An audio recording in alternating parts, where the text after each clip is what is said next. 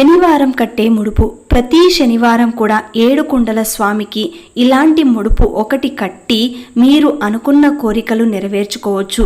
అది ఎలాగంటే ఇప్పుడు ఈ వీడియోలో తెలుసుకుందాం. ముందుగా ఒక పసుపు రంగు వస్త్రాన్ని తీసుకోవాలి, లేదంటే ఒక తెల్లటి వస్త్రాన్ని పసుపు రంగుగా మార్చుకోండి. ఆ వస్త్రంలో అతి ముఖ్యంగా వేయవలసిన వస్తువులు: శనివారం ఏడుకొండల స్వామిని స్మరిస్తూ ఆయన నామం పలుకుతూ మీ యొక్క సమస్యని చెప్పుకుంటూ సంకల్పం చేసుకుని ఈ ముడుపుని కట్టాలి.